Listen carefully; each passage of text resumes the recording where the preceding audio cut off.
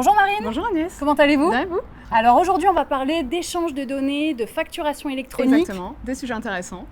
Qu'est-ce que vous faites exactement chez ESALink? Et bien justement, on est expert dans ces deux domaines-là, l'EDI et la dématérialisation fiscale. Et vous allez nous en dire plus tout de suite. C'est parti.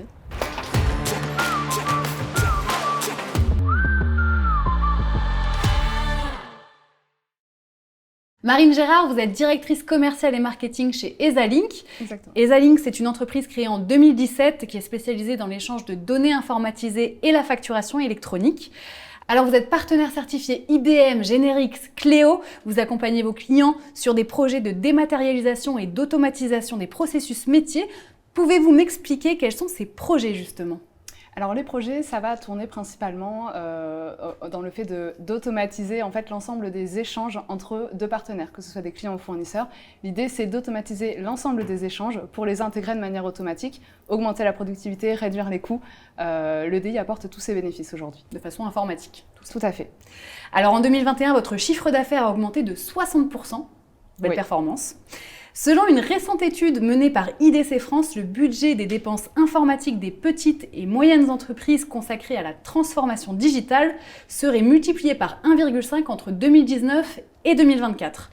L'ascension continue donc. Exactement, et c'est vrai que c'est un sujet qui est d'actualité dans toutes les sociétés, et justement d'automatiser l'ensemble de ces flux commerciaux permet un gain de productivité colossal, notamment on tourne à peu près de 20% de productivité en plus, ce qui est considérable en fait pour les sociétés, et que ce soit des petites ou des grandes sociétés, l'idée c'est d'embarquer tout le monde dans cette automatisation globale. Oui, et vous me disiez lors de notre échange téléphonique aussi que de toute façon les entreprises seraient obligées d'ici 2026 de passer à la facturation électronique. Exactement, c'est une obligation qui a été amenée par l'administration française fiscale, qui va obliger à partir de 2024 l'ensemble des sociétés à être en mesure de réceptionner des factures en format électronique qui feront foi de pièces fiscales. Et à partir jusqu'à 2025, il y a un calendrier qui a été mis en place en fonction de la taille des entreprises, où chacune des entreprises devra être cette fois-ci dans l'obligation d'émettre des factures en format électronique. Tout sera électronique. Tout à fait. Vous proposez des services qui s'articulent autour de 3 axes, le conseil, l'intégration et l'accompagnement. Est-ce qu'on peut dire que ces axes sont complémentaires ?